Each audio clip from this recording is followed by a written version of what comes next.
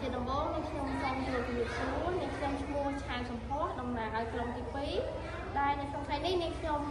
ដូចជាតំណាងក្រុមលើកប្រធានបទមួយទាក់ទងនឹងការបង្រៀននិងការផ្ញើជើង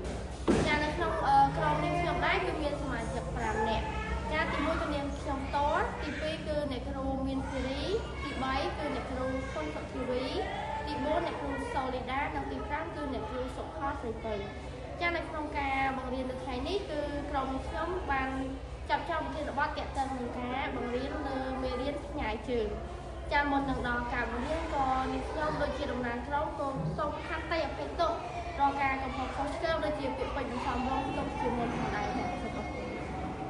ចាសួស្តីកូនចាថ្ងៃនេះយើងចូលមកដល់មេរៀនថ្មីរបស់យើងទៀតណាចាំដូចរាល់ដងចាំពេលចូលមេរៀនថ្មីធ្វើម៉េចកូននៅអ្នកចូលផលិតមើលអនាម័យកូនសិនកូនបានរៀនសម្អាតដៃបានស្អាតទៅចាស្អាតហើយចឹងកូនបានញ៉ាំអីពេលព្រឹកហ្នឹងចាញ៉ាំរួចរាល់ហើយគឺល្អមែនអញ្ចឹងមុននឹងដល់មេរៀនរបស់យើងអ្នកគ្រូនឹងណែនាំពីសៀវភៅរបស់យើងដល់ដែរណោះពេលយើងរៀនគឺយើងត្រូវមានសៀវភៅភាសាខ្មែរគឺសៀវភៅគោលរបស់យើងបន្ទាប់មកគឺយើងត្រូវមានសៀវភៅជំនួយផងដែរអញ្ចឹងកូនត្រៀមសម្ភារៈមានទាំងអស់គ្នាហើយចាមានរួចហើយអរគុណចាឥឡូវមកដល់មេរៀនយើងអ្នកគ្រូនឹងមើលកិច្ចការផ្ទះយើងសិនមានកូនណាបានធ្វើនៅគាត់អូល្អណាស់បានធ្វើទាំងអស់គ្នាហើយណោះ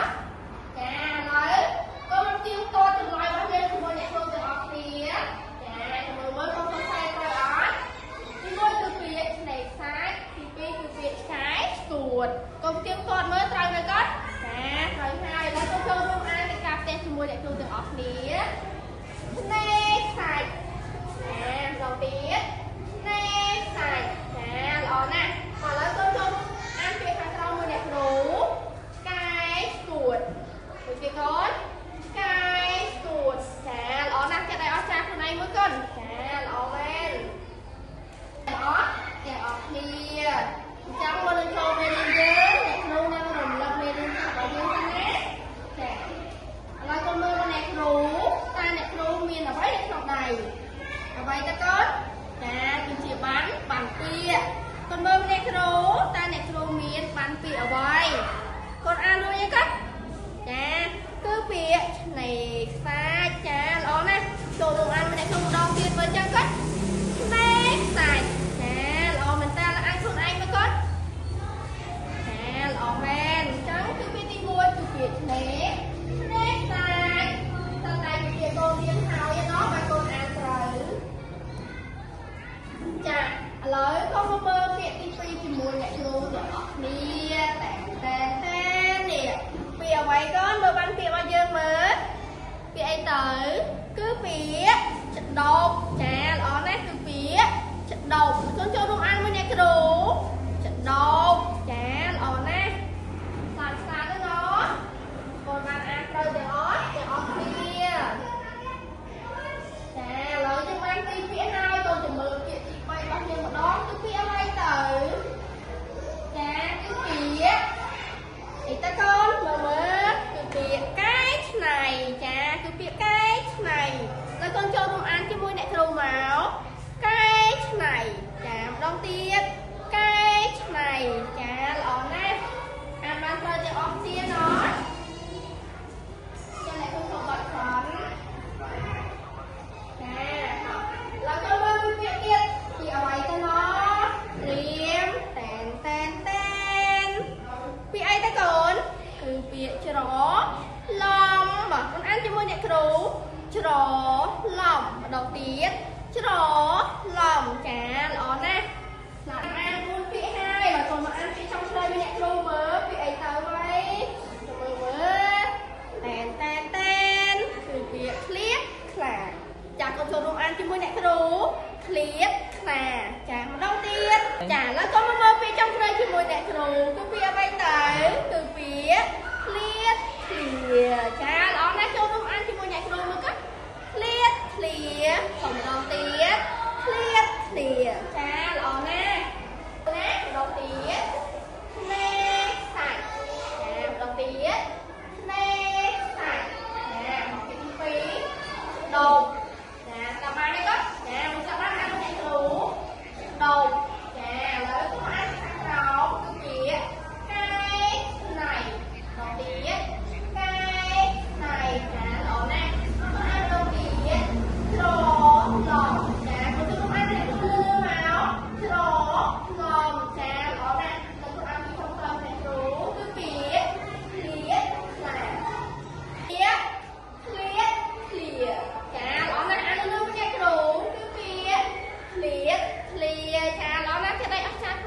កូនចាឥឡូវបន្ទាប់ពីបានរំលឹកមេរៀនចាស់របស់យើងហើយកូនចាំមើល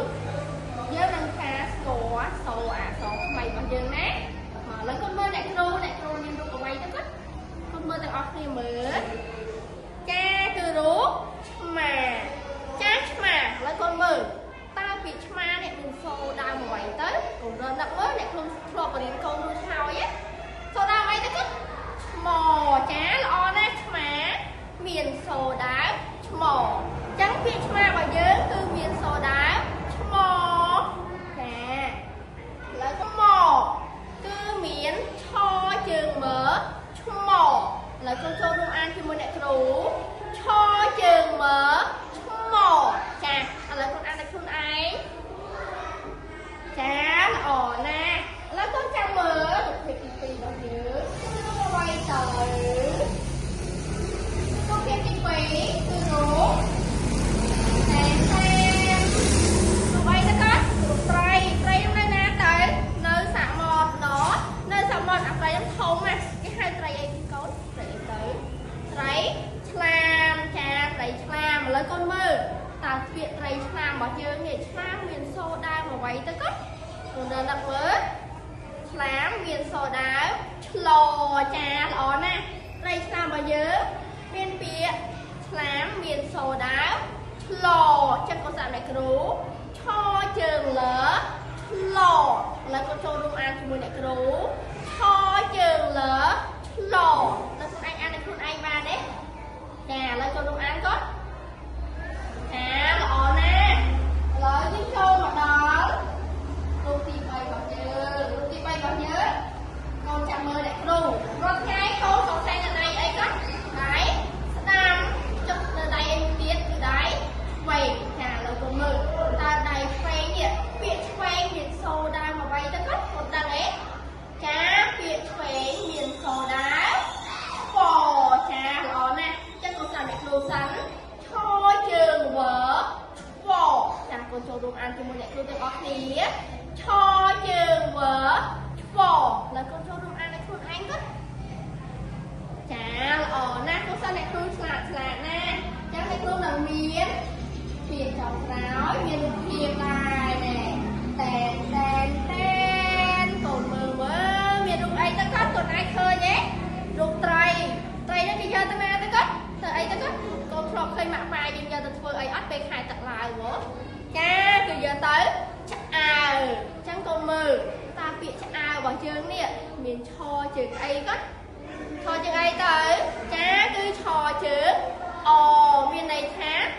មានសូរដើមឆ្អចាំកូនស្ដាប់អ្នកគ្រូឆជើងអឆ្អចាឥឡូវកូនចូលរួមខានជាមួយអ្នកគ្រូទាំងអស់គ្នាមកឆជើងអឆ្អចាកូនចូលរួមថាដល់ខ្លួនឯងឆជើងអថាលឿនៗមកកូនចាល្អណាស់ចាំឲ្យអត់ចាយខ្លួនឯងមួយចាឥឡូវកូនបានស្គាល់សូររួចហើយអ្នកគ្រូបានបង្ហាញសូររួចហើយចុះបានកូនបានស្គាល់តួនៅអក្សរដែលអ្នកគ្រូបានបង្ហាញហើយនៅកូនចានៅទេអញ្ចឹងកូនចាំមើលអ្នកគ្រូសរសេរលើក្តារនេះណាតួដែលសូរដែលយើងបានរៀនមិញគឺមានរូបរាងដូចម្ដេចចា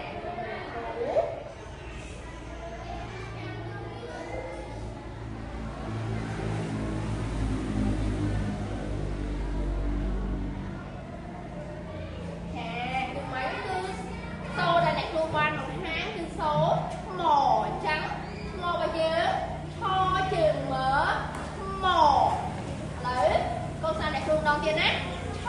ជើងមើឆ្មកូនចូលរួមអានជាមួយអ្នកគ្រូឆជើងមើឆ្មដល់ទៀតឆជើងមើឆ្មឥឡូវកូនចូលរួមអានឲ្យខ្លួនឯងឆបងចូលរួមអានឲ្យខ្លួនឯងមកទៀតមើលដល់លឺសោះចាល្អណាស់ឥឡូវកូនបានស្គាល់តួអក្សរនៃសូរទី1របស់យើងហើយជុំមើលកូនចាំមើលនៅសូរ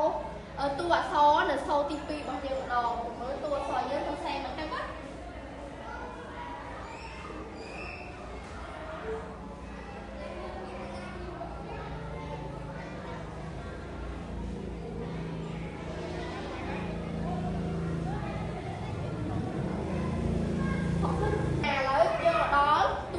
ទី2 2របស់យើងខ្ញុំចាំមើលតួអ្នកគ្រូសរសេរ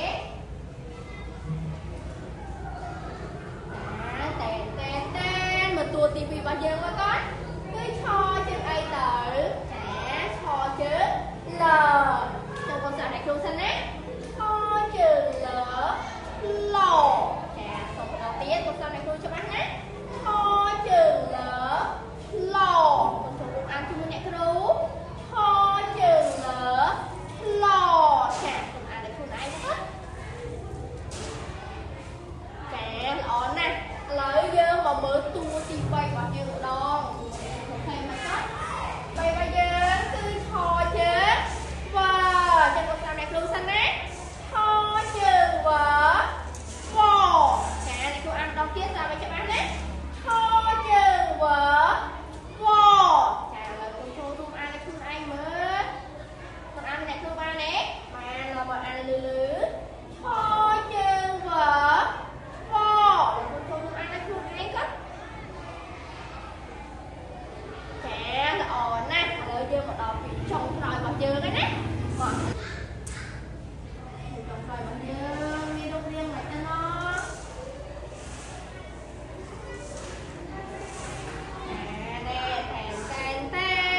ទូរៀបគ្នាគាត់ចាគាត់រៀបហើយមកទៅតាមតាមឯគ្រូណាគឺគេតួចុងក្រោយគឺឆជើងអចាំមកតាមឯគ្រូសិនណាឆជើងអឆ្អចាដល់ទៀតឆជើងអឆ្អแล้วคุณចូលរួមតាមឯគ្រូឆជើងអឆ្អចូលខំបន្តដល់ខ្លួនឯងល្អណាស់ចេះដៃអត់ខាតខ្លួនឯងមួយមកកូនបានស្គាល់តួនៃអក្សរហើយសូក៏បានស្គាល់ហើយដែរចឹងកូនដឹងដែរថ្ងៃនេះយើងរៀនអំពីអ្វីទៅចាគឺជាការផ្ញើជើងចាឥឡូវអ្នកគ្រូនឹងសរសេរចំណងជើងយើងទៅលើក្តារខៀនណាហើយតាមមើលទាំងអស់គ្នាចាឥឡូវអ្នកគ្រូបានសរសេរចំណងជើងយើងនៅលើក្តារខៀនដូចហើយចឹងកូនចូលរួមអានចំណងជើងជាមួយអ្នកគ្រូសិនណាចាមកដល់អ្នកគ្រូកូនខ្ញុំអានតាមអ្នកគ្រូឲ្យលឺភាសាខ្មែរមេរៀនទី77ញ៉ាយជើងខជើងមើមកខជើងលើឡខជើងមើវខជើងអឆ្អចាល្អណាស់ឥឡូវកូនមកអានដោយមិនផ្សំត្រកម្ដងចាមក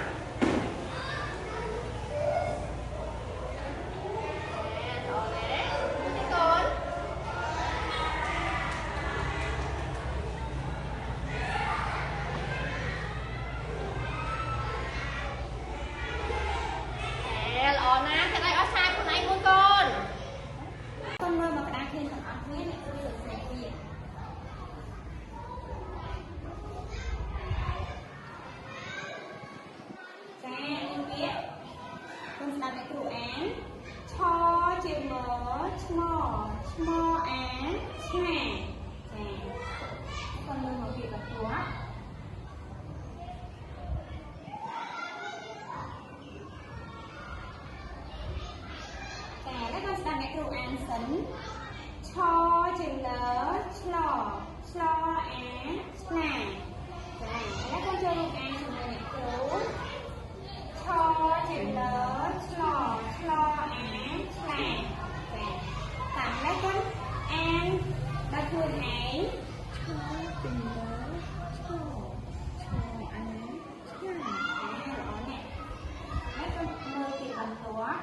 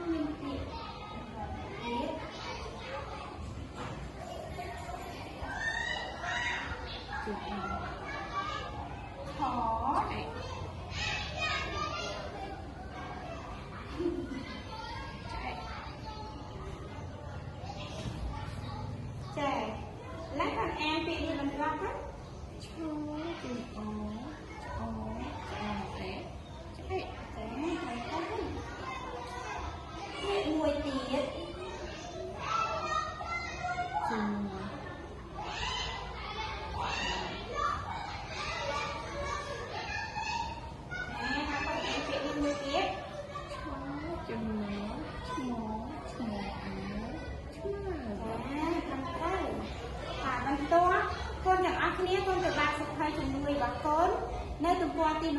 134ការអានព្យាង្គនៅតារាងទី1ចាបងប្អូនចូលរួមអានទាំងអស់គ្នាជាដៃគូណាកូនឥឡូវសម្រាប់កូនអ្នកមានសិក្ខាកូនអានរួចហើយតែអ្នកដែលមានសិក្ខាកូនអាចមើលមកក្តារធានអ្នកគ្រូមានតារាងដើម្បីឲ្យកូនអានពីនៅក្តារធានបើសិនជាកូនអត់មានសិក្ខា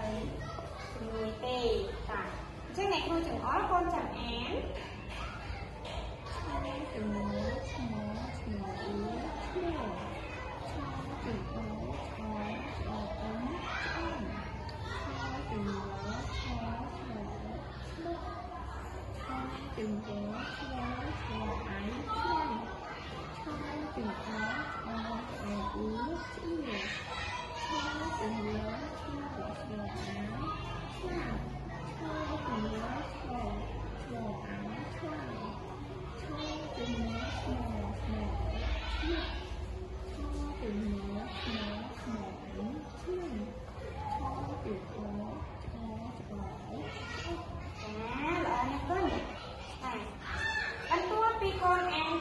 រួចហើយអ្នកគ្រូចង់ឲ្យកូនកាន់តែចេះអានឲ្យច្បាស់ទៀត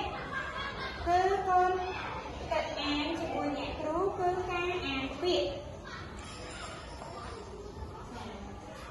កូនមើលមកក្តារទានទៅ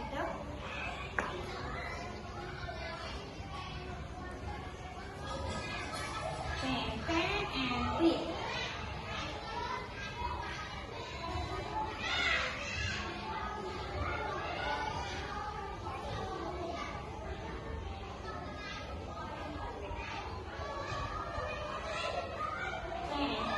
យើងចូលទៅការអានពាក្យ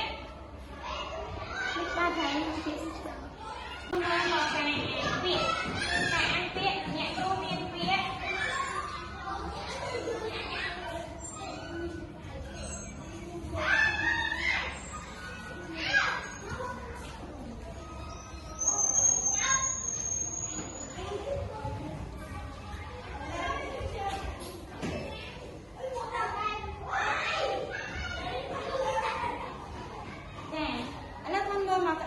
ស្ដាប់អ្នកគ្រូ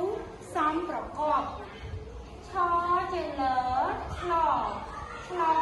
ងើឆ្លងឆជាលើឆ្លឆ្លអើឆ្លើយឆ្លើយអែថាឆ្លងឆ្លើយចាពាក្យបន្ទាប់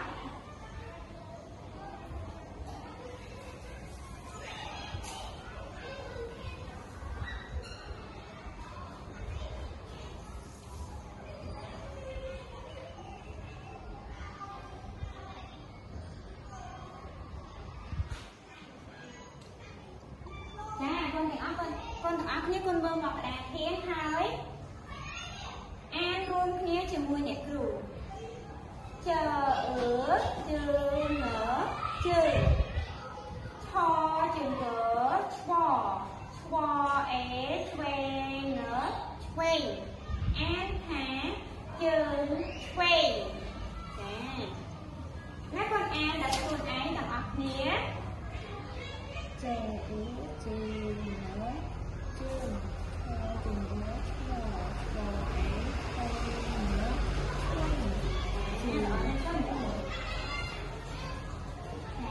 ถ้าcon mưa một việc bảy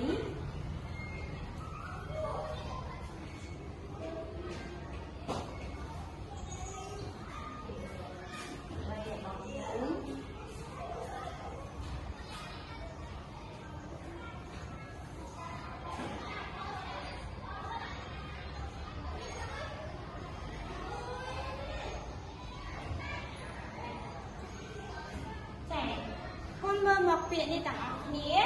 ហើយកូនចូលរួមសំប្រកប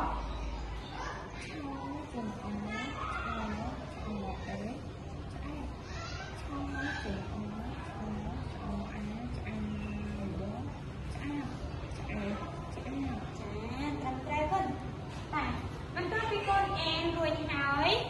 កូនទៅបើកសៀវភៅជំនួយរបស់កូនទាំងអស់គ្នានៅទំព័រមិនដដែលគឺនៅតារាងទី2ចា៎ហើយកូនអានជាដៃគូនៅតារាងទី ពីទាំងអស់គ្នាចាំឲ្យនៅទៅចាថាដល់ចប់ហើយសម្រាប់អ្នកដែលគ្មានសៀវភៅជំនួយកូនមើលមកតារាងអ្នកគ្រូបាត់នៅលើតារាងធានហើយកូនជួយអាននៅលើតារាងធានបន្ថែមណាកូនណាមើលឃើញអីគាត់ណែតែអ្នកគ្រូជំអរឲ្យហើយកូនចូលសំប្រកបអានដល់ខ្លួនឯង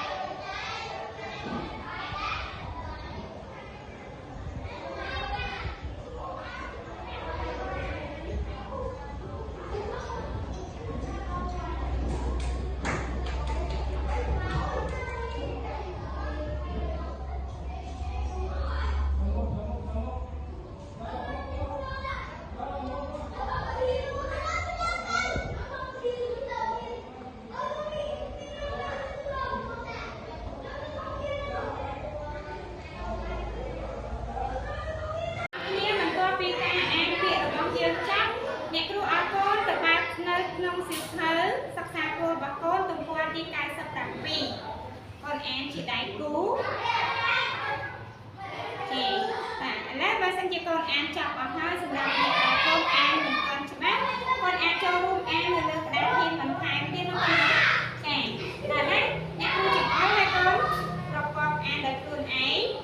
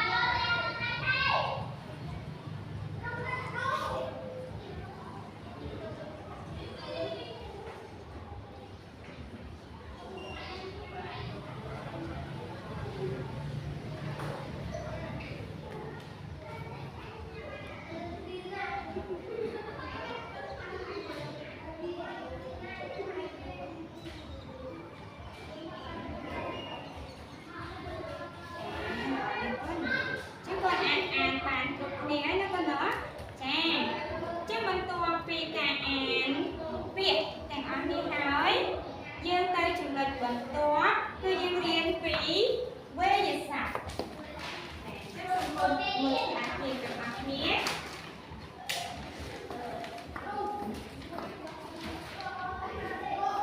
จะได้คุณสมบูรณ์ปีนี้จังสันนะđấy là đây có xem cái mông đấy rồi muốn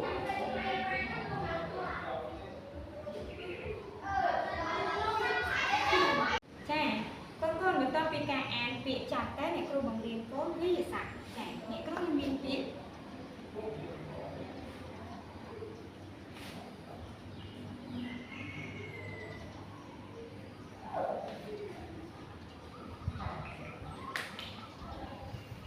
còn ăn việc như bà này có liêu sạc chà việc liêu sạc đến bên đây hả liêu với rồi còn sạc với nó có bạn anh đấy này cô từ ho bằng ta để bạn muối ăn cuốn chào chém liêu sạc nông cả gì chà chắc con nguyên lưu việc liêu sạc nông bạn từ ho đó này cô mới có lưng chà ta lấy con cho luôn cho một nhẹ trú bằng cát là bạn muối này pra bị liêu sạc là của bạn đi trẻ ta lấy là con đàn một tố nữa này sổ khé liêu sạc nông củ xả đáng tiếc nhẹ trú đá con chẳng quên việc liêu sạc sổ khé nông củ xảแล้วเราเป็นคนเราแค่เนี่ยถูกอ่อนโคนบางท่าถูกไหมchỉ đại cụค่ะđấy bạc này cụ hai người cất ok rõ tâm trái này chắc này không miên vị mùi tiết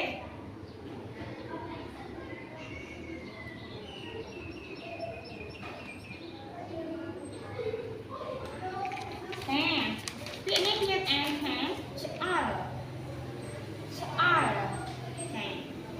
út để họ giúp mình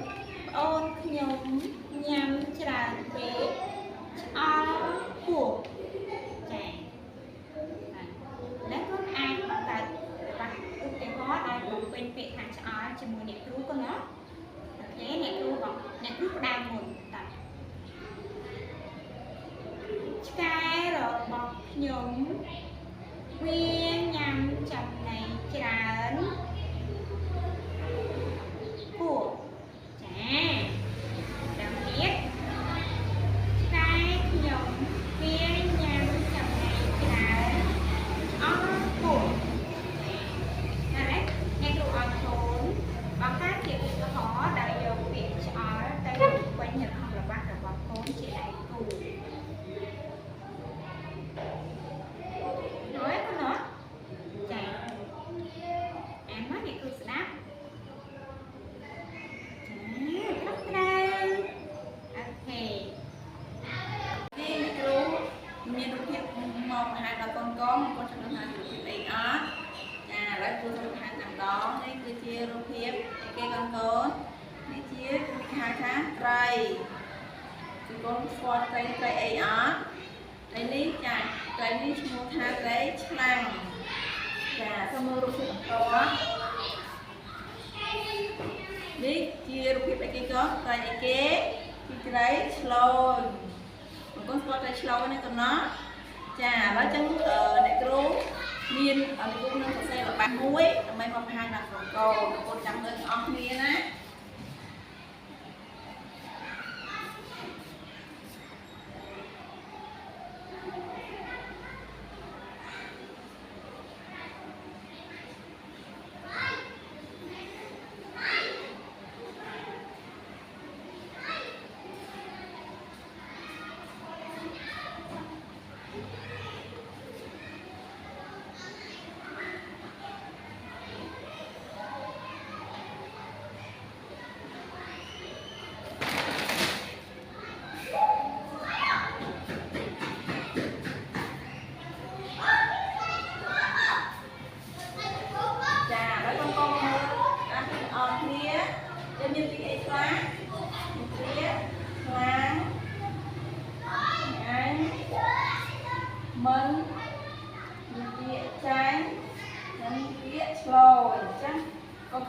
គ្រូអានបានទាំងអស់គ្នា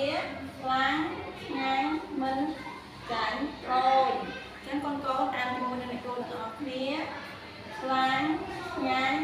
មិនចាញ់រយអញ្ចឹងកូនសាកអានដល់ខ្លួនឯង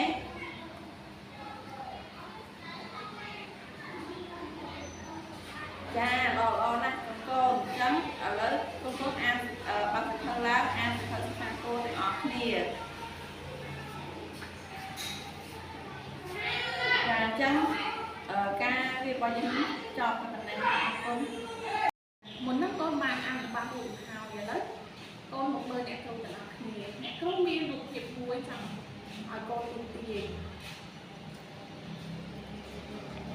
តើរូបភាពនេះមានរូបរាងខ្លះដែរកូនរូបភាពខ្លះទៅក្នុងសភៅជំនួយរបស់យើងកូនមើលក្នុងសភៅជំនួយរបស់យើងក៏បានដែរមកមើលក្នុងរូបភាពនឹងអត់ច្បាស់ណាចា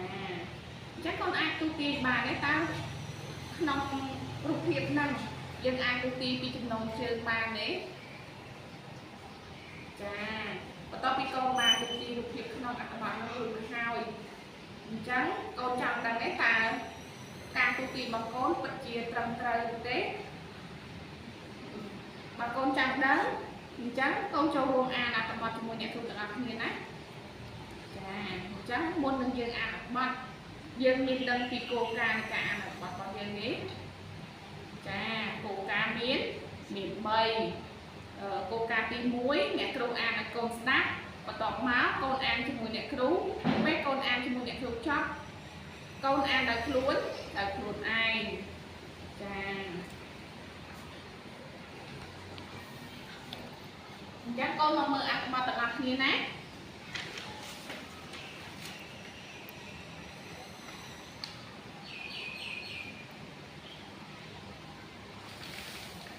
អញ្ចឹងមុននឹងយើងអានអត្ថបទយើងមកអានពីចំណងជើងអញ្ចឹងកូនចូលស្ដាប់អ្នកគ្រូអានទាំងអស់គ្នាណាឆ្កែឆ្មាឆ្លៀវខ្លាចាអញ្ចឹងកូនចូលអានពីអ្នកគ្រូទាំងអស់គ្នាឆ្កែឆ្មាឆ្លៀវខ្លាចាឥឡូវកូនអានដល់ខ្លួនឯងមកទៅ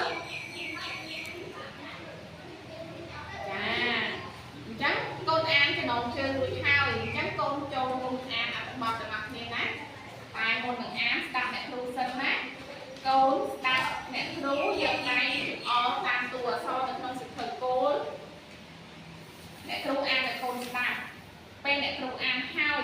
ចាំកូនចូលរួមអានជាមួយអ្នកគ្រូទាំងអស់គ្នាណាតោះមក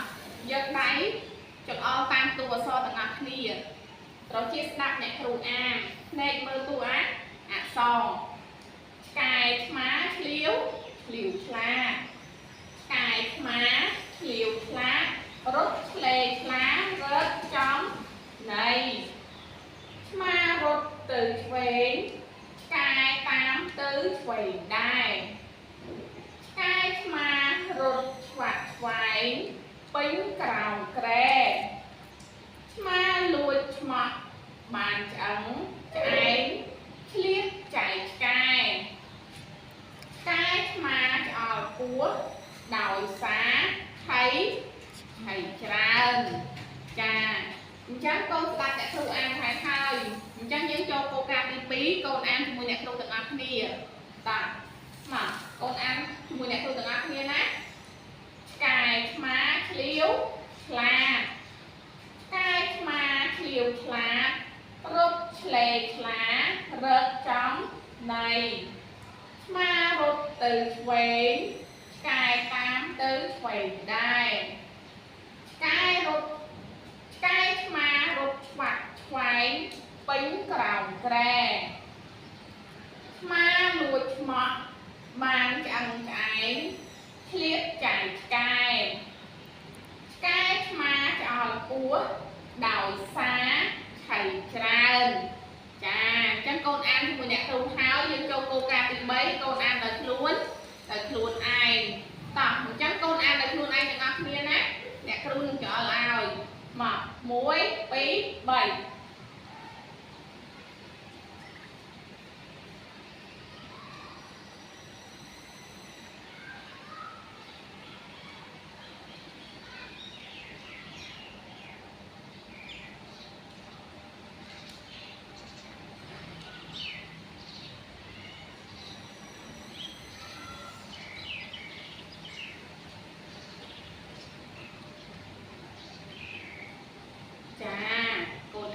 ត្រឹមត្រូវមើលយើងសេតដៃអស់ចាខ្លួនឯងមួយមើល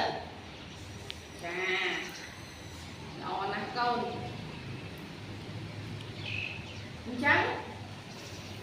ការទូទារបស់កូនពិតជាត្រឹមត្រូវឥឡូវអ្នកគ្រូសួរសំណួរបន្ទាប់តើឆ្កែឆ្មាឆ្លេឆ្លារត់រើអ្វីតើចាពិតជាត្រឹមត្រូវឆ្កែឆ្មាឆ្លេឆ្លារត់រើចំណីតើឆ្កែនិងឆ្មារត់ឆ្វាត់ឆ្វែងនៅឯណាមកកូនចូលរួមឆ្លើយទាំងអស់គ្នាណាចាឆ្កែឆ្មារត់ឆ្វាត់ឆ្វែងពេញក្រោមក្រែអញ្ចឹងអ្នកគ្រូសួរសំណួរមួយទៀតណាតើកូនគិតថាឆ្កែនិងឆ្មាជាសត្វដូចម្ដេចចាល្អណាស់ឆ្កែឆ្មាជាសត្វឆ្លៀវឆ្លាតកូនចេះដល់ហើយអញ្ចឹងអ្នកគ្រូសួរមួយទៀត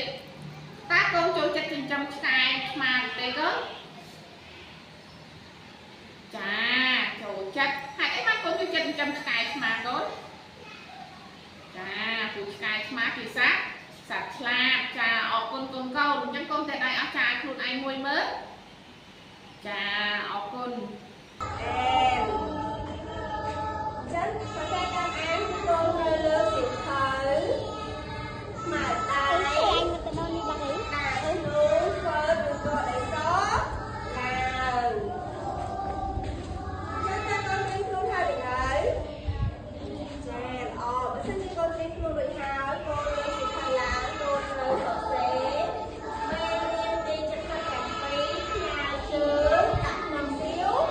ភៅ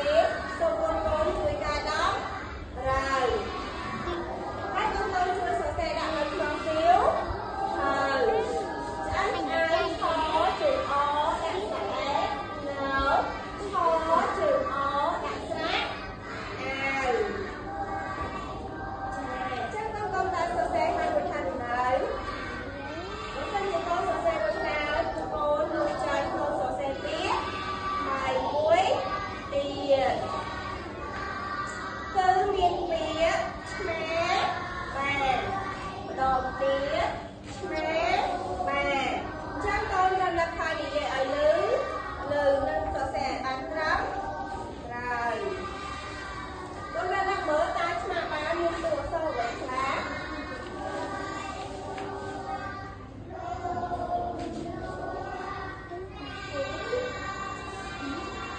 អូខេឆ្មាបានខជើងមកស្រៈអាបដាក់ស្រៈអាដងទៀតឆជើងមកស្រៈអាបដាក់ស្រៈអា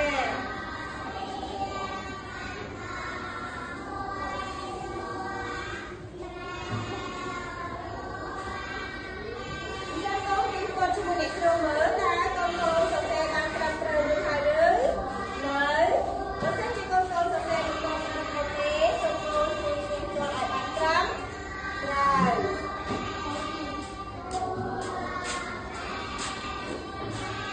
ចាបើសិនជាកូនបានសរសេររួចហើយកូននឹងសរសេរពីថ្មីមួយ